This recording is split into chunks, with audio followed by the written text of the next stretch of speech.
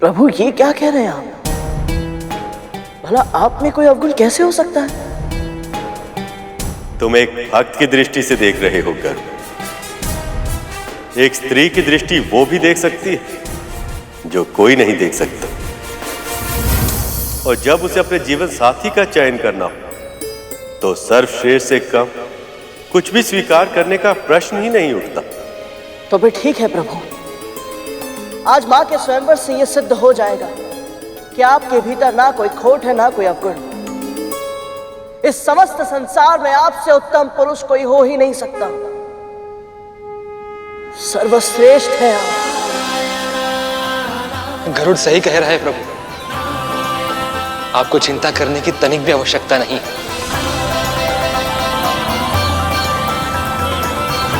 अब बहुत हुआ मां, अब ये प्रतीक्षा समाप्त कीजिए। क्षमा कीजिए, मैं आप में से किसी के साथ विवाह नहीं कर सकती।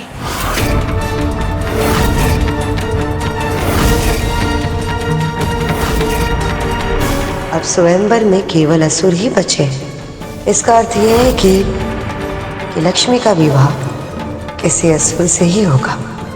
पर क्यों देवी? क्योंकि अभी तक आपने अपने क्रोध पर विजय प्राप्त नहीं किया है, और जिसके मन में विकार हो उन्हें मैं स्वीकार कैसे कर सकती हूँ?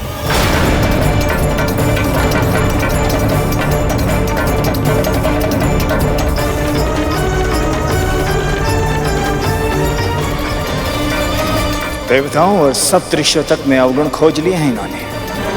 यदि हमारी ओर देखेंगे तो अवगुणों की सूची इतनी लंबी बना देंगे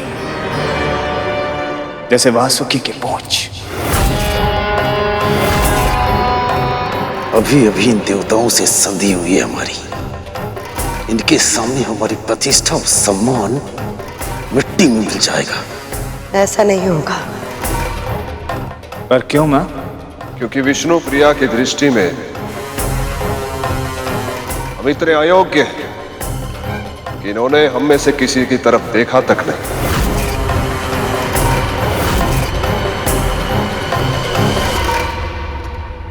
इन असुरों की उपेक्षा करके मां ने बहुत अच्छा किया। इन दुष्टों के ऊपर मां की कृपा दृष्टि भूल से भी नहीं पड़नी चाहिए। मुझे नहीं पता था तुम्हें असुरों से इतनी चिढ़ है। मुझे हर उस प्राणी से चिढ़ है भैया जो मां और धर्म का सम्मान नहीं करते। मुझे भी गर्व है।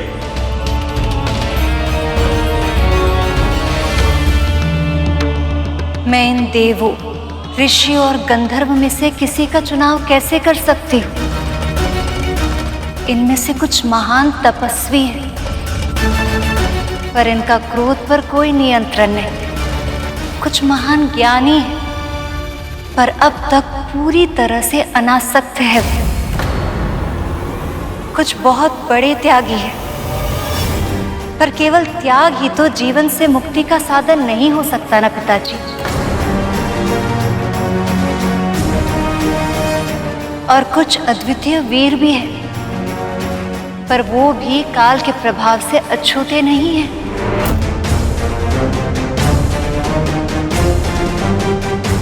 पिताजी, मुझे ऐसा लगता है कि यहाँ ऐसा कोई भी नहीं है जो मेरे पति बनने के योग्य है।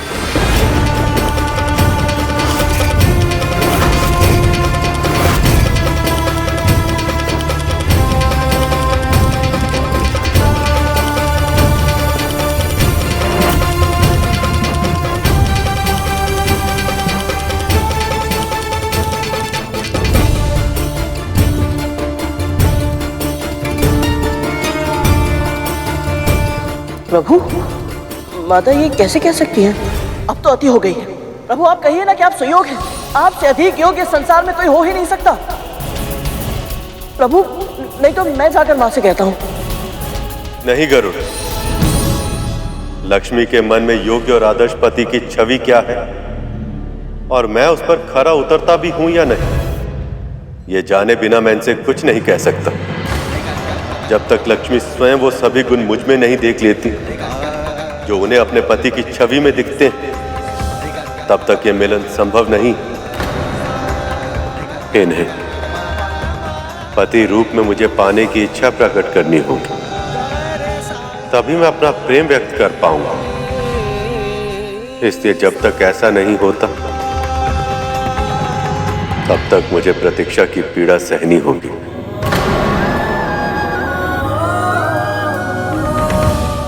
मुझे इसी बात का भय था प्रभु कि ये स्वयंवर आपकी उदासीनता का कारण ना बन जाए।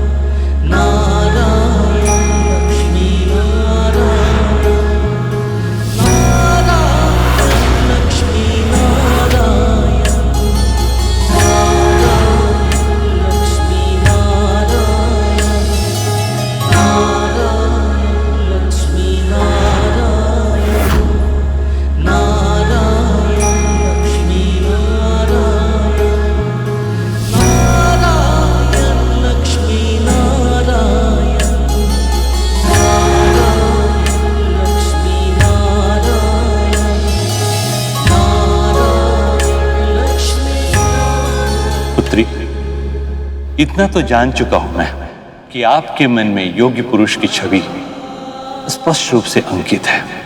आप मुझे भी बताइए ताकि मैं आपके लिए योग्य पुरुष तलाश सकूं।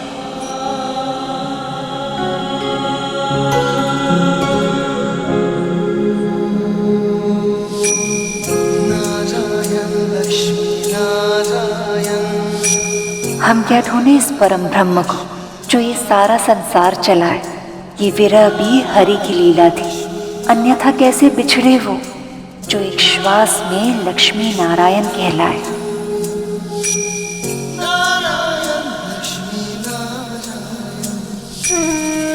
मैं चाहती हूँ जो मेरे सुहाग बने वो सदैव बने रहे। हल्दी कुमकुम का सौभाग्य सदैव बने रहे और मेरे जीवन में कभी भी कोई सौत ना आए, अर्थात मेरे पति किसी अन्य स्त्री से न तो प्रेम करे न विवाह। जो मेरे वर हो उनका वैभव सदैव रहे, जो अजन्मे हो, जो अमर हो, जो दीन दुखियों के साधु संतों के रक्षक हो, जिनके कारण धर्म की स्थापना हो, जिनके हृदय में प्राणी मात्र के लिए दया की भावना हो।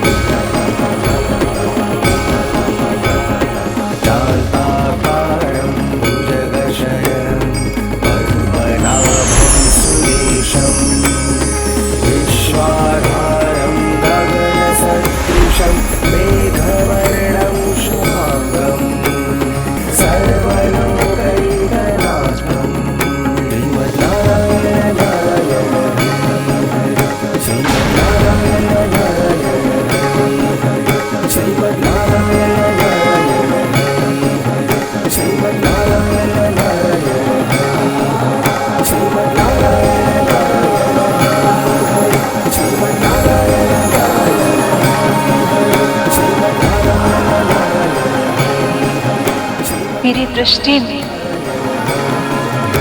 संपूर्ण सृष्टि में ऐसे केवल एक ही पुरुष है नारायण।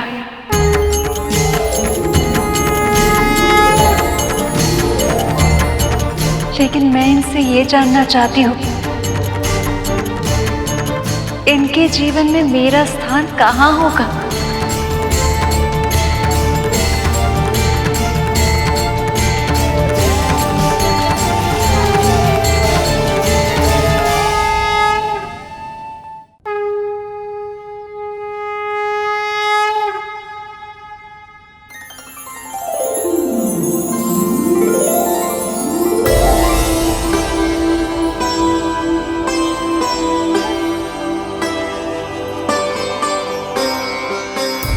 विमाता, विमाता,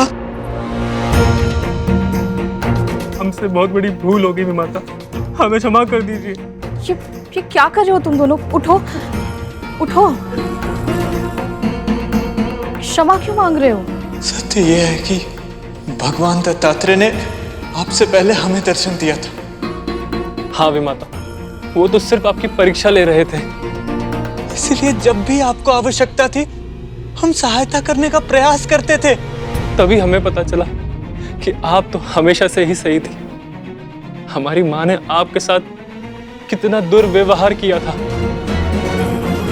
और हमने भी अतीत में आपको कितना तंग किया था ना। हमें क्षमा कर दीजिए विमाता, हमें हमारी भूल का आभास है।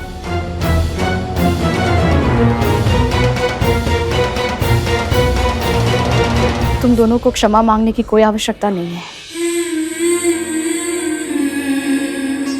मैंने कुछ भी स्मरण नहीं रखा और ना ही बुरा माना है।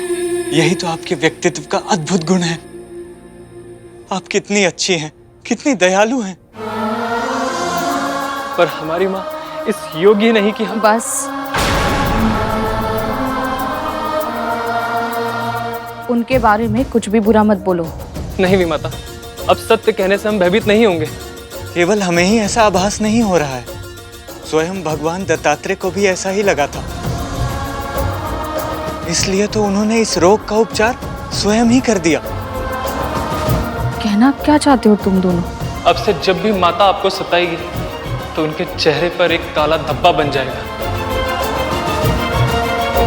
दीदी, रुक जाइए माता। यदि हम ये चाहते हैं हमारी माँ धर्म के पथ पर लौट आए, तो यह आवश्यक है कि उन्हें यह दंड मिले, तभी तो वो अपनी भूल पहचान पाएंगी। इसलिए हम आपसे विनती करते हैं कि इस बारे में हमारी माँ को कुछ भी ना पता चले, और आपकी मुक्ति के बारे में तो बिल्कुल भी नहीं।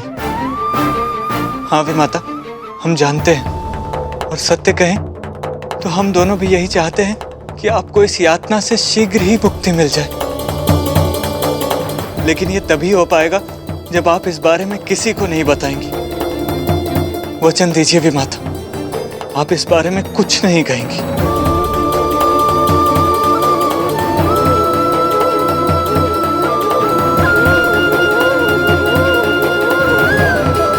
भगवान दत्तात्रेय ने सही कहा था। मेरे सुख के दिन आरंभ हो गए हैं।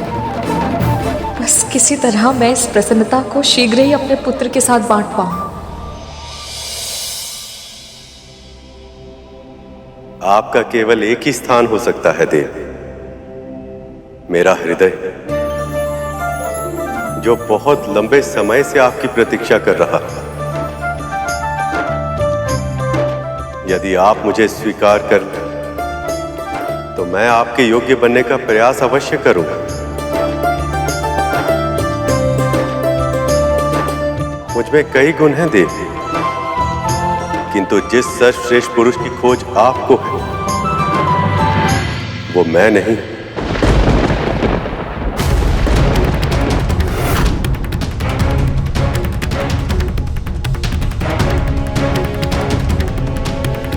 क्योंकि मैं तो सर्वश्रेष्ठ तब तक नहीं बन सकता जब तक आप मेरे साथ ना हो।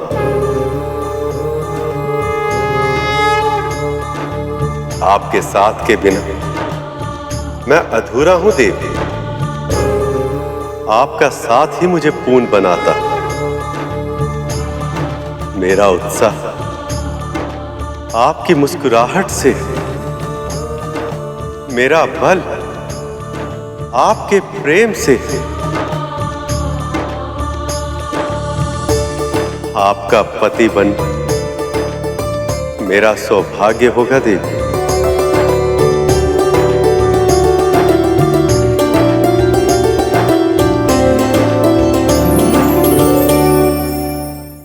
कमलासिनी सद्दितिदायिनी ज्ञान विकासिनी गानमाये अनुदित मर्चित कुमकुम धूसर भूषित वासित वाघनुते कनकधरा स्तुति वैभव वंदित शंकर देशिक मान्य पदे जय जय हे मधुसूदन कामिनी विजय लक्ष्मी परिपालय मां।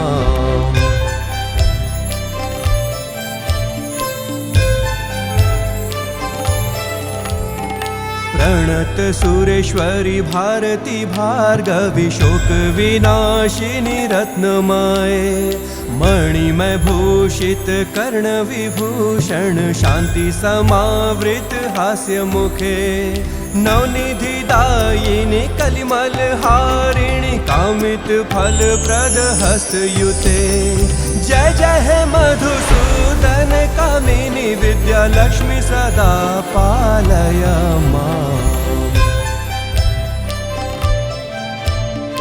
वेद पुराण इतिहास सुपूजित वैदिक मार्ग प्रदर्शयुते जय जय हे मधुसूदन कामिनी धन लक्ष्मी रूपेणा पालय मां। श्लो अष्टलक्ष्मी नमस्तुभ्यं वरद काम रूपिणी विष्णु वक्षः स्थलारूढे भक्त मोक्ष प्रदायिनी श्लो शंख चक्र गदा हस्ते विश्वरूपिणी ते जयः जगन्मात्रे च मोहिन्यै मंगलं शुभ मंगलम्। लक्ष्मी नारायण की जय, लक्ष्मी नारायण की जय, लक्ष्मी नारायण की जय, लक्ष्मी नारायण की जय। प्रभु, देवी, मेरे दिए हुए श्राप के कारण आप दोनों को वियोग सहना पड़ा। उसके लिए मैं क्षमा प्रार्थी हूं। आपका क्रोध भी कल्याणकारी रहा है महर्षि। यदि आप श्राप नहीं देते तो देवराज इंद्र का अहंकार कैसे टूटता? असुरराज बलि को उनके अच्छे कर्मों के कारण स्वर्ग कैसे मिलता? वासुकी को महादेव कैसे मिलते?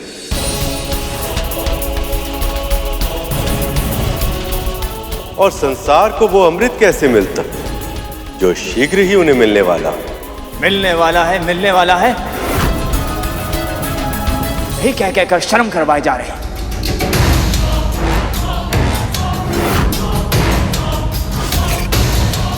पर मिलेगा कब?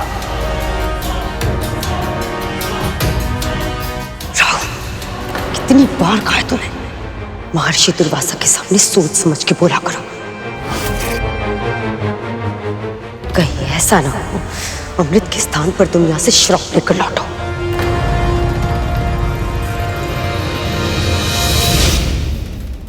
देवी, जब आप लौट ही आई हैं तो अपनी कृपा दृष्टि का आशीर्वाद देवताओं को भी दे दीजिए। श्री के बिना इनके जीवन में ना ही कोई सुख है और ना ही कोई उल्लास।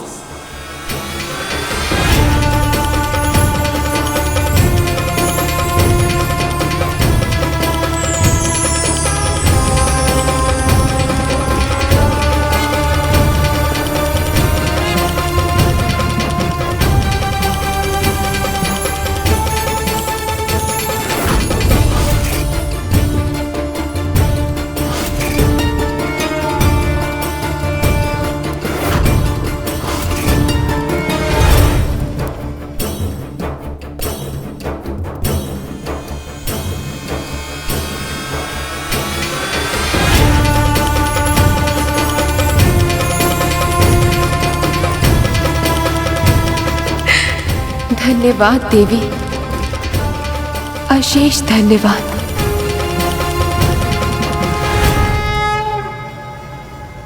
जितना भी प्रसन्न होना है हो लो इंद्र।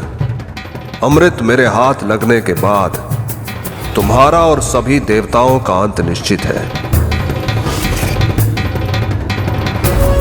विष्णु ने एक बार फिर से हमारे साथ पक्षपात किया है, किंतु इस बार मैं ये मंथन पूरा होने नहीं दूंगी।